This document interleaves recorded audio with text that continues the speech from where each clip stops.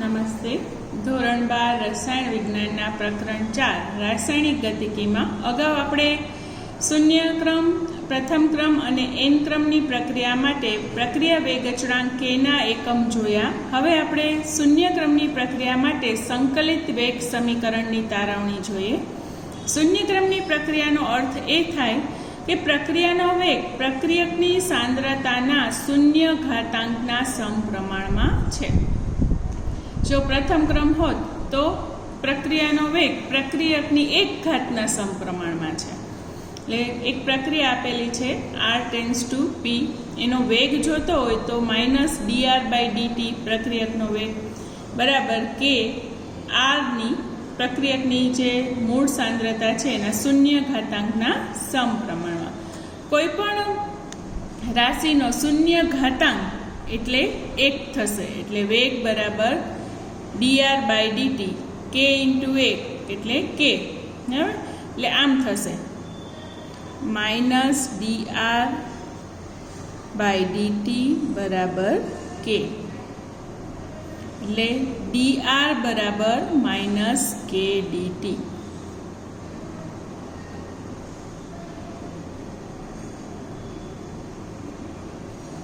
આ પહેલું સમીકરણ. હવે બંને બાજુ સંકલન લઈએ. અચળાંક છે એ આગળ લખીએ અને બંને બાજુ સંકલન લઈએ તો કોઈ પણ dx હોય એનું સંકલન થાય x, એટલે dr નું થશે r.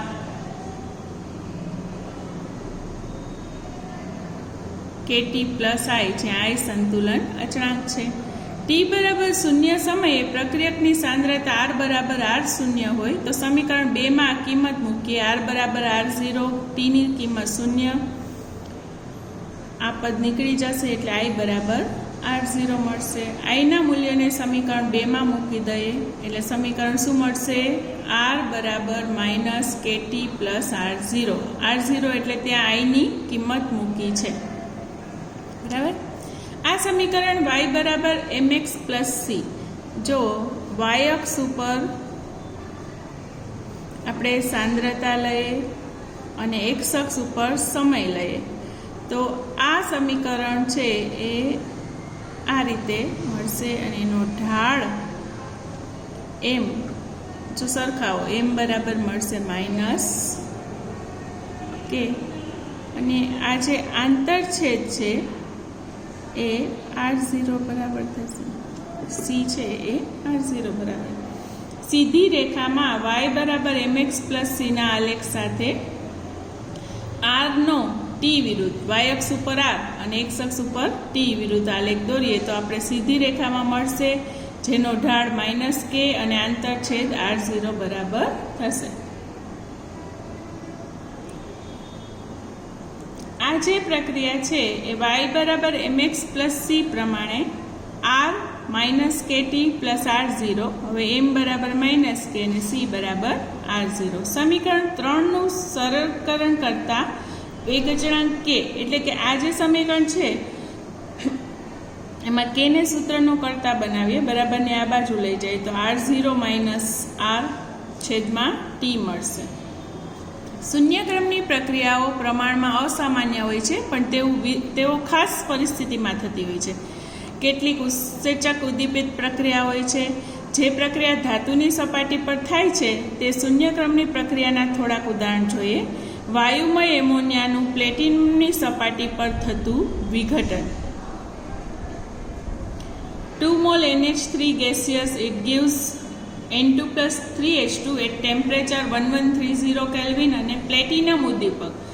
આ પ્રક્રિયા માટે પ્લેટિનમ ઉદ્દીપક ખાસ જરૂરી છે. જો પ્લેટિનમ ઉદ્દીપક હાજર નહીં હોય તો પ્રક્રિયા થશે નહીં.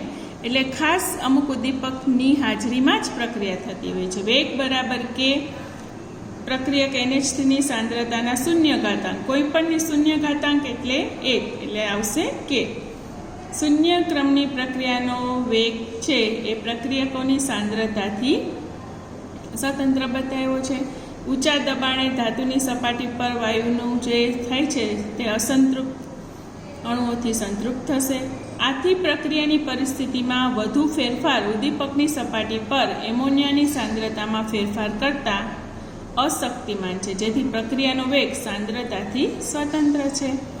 આવું બીજું ઉદાહરણ આપ્યું છે. ગોલ્ડની સપાટી પર એચઆઈનું ઉષ્મીય વિઘટન શૂન્ય ક્રમની પ્રક્રિયા છે. એનું સમીકરણ પણ નોંધી લઈએ.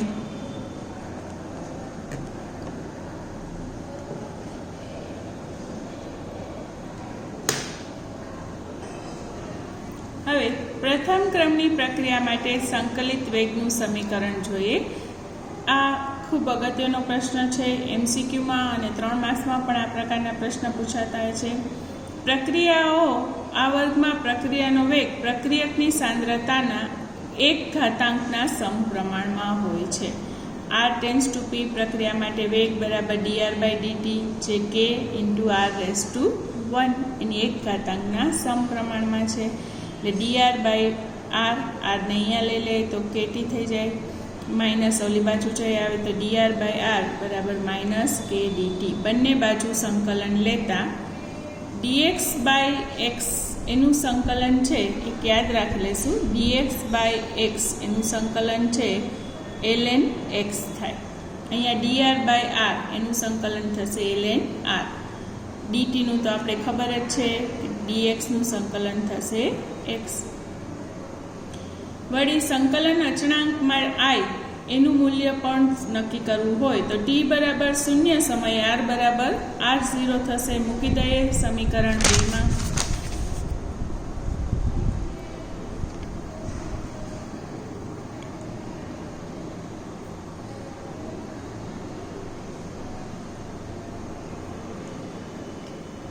એટલે ln r0 બરાબર i ની કિંમત પાછી ત્યાં મૂકી દઈએ અહીંયા. એટલે ln r બરાબર -kt plus ln r0. ln r અને r0 ને સાથે લખીએ આ સમીકરણમાં. ln r અપોન હવે તમે આ જોશો કે ln x minus ln y is equal to ln x upon y એ મૂક્યું છે. k બરાબર 1/t. ln આ બાજુ આપણે માઇનસ સાઇન છે એટલે ln r0 upon r.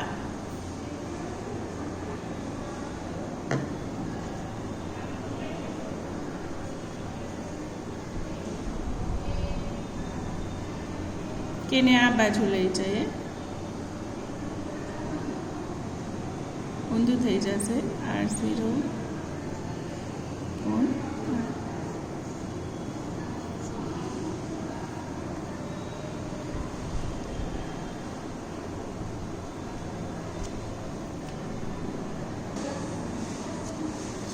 ln r0 r upon r0 અને tનો આલેખ દોરીએ તો એનો ઢાળ -k થશે. સમીકરણ 3 ને 10ના આધારે આપણે ઘાતાંક લોગ lnમાં કરતાં લોગમાં રૂપાંતરણ કરવું પડે. એટલે આ યાદ રાખી લેજો. ln બરાબર 2.303 લોગ. એટલે સમીકરણ ફરીથી આપણે લખીએ એટલે તમને સરળતાથી યાદ રહે કઈ રીતે લખવું. સમીકરણ આમ છે ln rt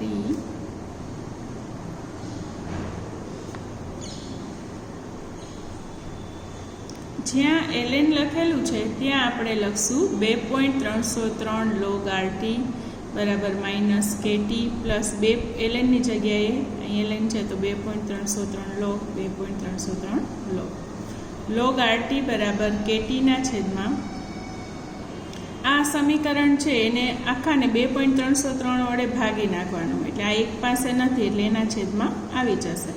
લોગ rt વિરુદ્ધ tનો આલેખ દોરીએ તો તે આવી રીતે સુરેખ મળશે. Log rt upon r0 is equal to -kt upon 2.303. શું કામ આ છેદમાં આવ્યું? કારણ કે જો અહીંયા પ્લસ છે, આ બાજુ આવશે તો શું થશે? માઇનસ, અને પરિણામે છેદમાં જશે. એટલે એ લોગ r0 ના છેદમાં rt બરાબર kt ના છેદમાં 2.303.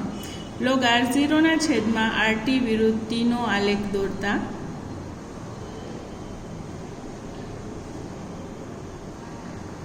આ રીતે આલેખ જોઈ શકાય. પ્રક્રિયાનો અર્ધાયુષ્ય સમય. જ્યારે પ્રક્રિયકની પ્રારંભિક સાંદ્રતા ઘટી અને અડધી થઈ જાય તો તેને t1/2 એટલે કે જ્યારે પ્રક્રિયકની સાંદ્રતા 50% થઈ જાય ત્યારે શૂન્યક્રમની પ્રક્રિયાનો વેગ અચળાંક મેળવીએ. એટલે અર્ધ આયુષ્ય સમય એટલે જ્યારે પ્રક્રિયા અડધી પૂરી થઈ ગઈ હોય ને, એમ કેમ આપણે ક્યારેક કોઈ કોર્સ વાંચતા હોય ને અડધો 50% પાઠ તૈયાર થઈ ગયો છે, એ આપણો અર્ધ પ્રક્રિયા સમય છે. હવે શૂન્યક્રમની પ્રક્રિયા અને પ્રથમ ક્રમની પ્રક્રિયા બંને માટે આપણે અર્ધ આયુષ્ય સમય મેળવીએ. એવી જ રીતે વ્યાપક રીતે એન ક્રમની પ્રક્રિયા માટે પણ આ મેળવી લઈએ. એટલે કે બરાબર R0 - RT/T. આ શૂન્ય ક્રમની પ્રક્રિયા માટે વેગ અચળાંકનું સમીકરણમાં છે. હવે T બરાબર T1/2 મૂકીએ તો RT નું મૂલ્ય પણ કેટલું થશે? તો કે R0 1/2 R0 એ મૂળ સાંદ્રતા છે. એટલે T સમયે અર્ધ આયુષ્ય સમય T1/2 લઈએ એટલે R0/2 થશે. મૂકી દઈએ. અહીંયા તમે સાદું રૂપ આપશો તો થશે 2R0 ચોકડી ગુણાકાર માઇનસ R0, 2x માંથી x જાય તો શું વધે? x. એટલે એ વધશે R0/T1/2. T1/2 છે એને આપણે આગળ લઈ લઈએ અને આ અંશમાં જે છે 2 એ આવશે છેદમાં R0 - 2T1/2. એટલે આપણે કે બરાબર મેળવ્યો. કેનો T1/2 ને સૂત્રનો કરતા બનાવીએ તો શું મળી જશે? T1/2 બરાબર R0/2K. આ સ્પષ્ટ દર્શાવે છે કે શૂન્ય ક્રમની પ્રક્રિયા માટે T1/2 પ્રક્રિયકોની પ્રારંભિક સાંદ્રતાના સમપ્રમાણમાં અને વેગ અચળાંકના વ્યસ્ત પ્રમાણમાં છે. હવે પ્રથમ ક્રમની પ્રક્રિયા K બરાબર 2.303/T log R0/RT. અહીંયા આપણે Tની જગ્યાએ T1/2 અને RTની જગ્યાએ R0/2 મૂકશું.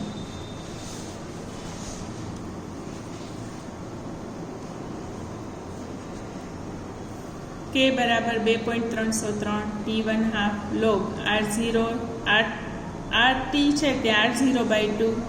છેદનો છેદ ક્યાં જાય? અંશમાં. અને R0 ઉડી જશે. log 2 એટલે 0.3010. કિંમત મૂકી ગુણાકાર કરીએ તો T1/2 બરાબર 0.693/K. વ્યાપક રીતે કોઈ પણ એન ક્રમની પ્રક્રિયા માટે જોતું હોય તો T1/2 બરાબર મૂળ સાંદ્રતાની 1 - n ઘાત. બરાબર? એટલે જ્યાં જો તમે મૂળ સાંદ્રતા છે એ 1 - n કરો અથવા તો n - 1 પણ કરી શકાય ને. એટલે દાખલા તરીકે n બરાબર 2 હોય તો શું થશે? તો કે T1/2 સમચલન R0 nની જગ્યાએ 2 - 1. બરાબર? 2 માંથી 1 જાય તો શું વધશે? 1. એટલે T1/2 ચડે છે મૂળ સાંદ્રતા. આમ જોઈ શકાય કે પ્રથમ ક્રમની પ્રક્રિયા માટે અર્ધ આયુષ્ય સમય પ્રક્રિયામાં ભાગ લેતી પ્રારંભિક સાંદ્રતાથી સ્વતંત્ર છે. ક્યાંય આવ્યું નથી. પ્રથમ ક્રમની પ્રક્રિયાનું અર્ધ આયુષ્ય સમય વેગ અચળાંકમાંથી ઝડપથી ગણી શકાય, તેનાથી ઉલટું પણ ગણી શકાય. આવા MCQ આવે છે. આમ શૂન્ય ક્રમની પ્રક્રિયા માટે T1/2 ચલે છે R0. પ્રથમ ક્રમની પ્રક્રિયા માટે T1/2 R0 એટલે કે પ્રક્રિયકની મૂળ સાંદ્રતાથી સ્વતંત્ર છે.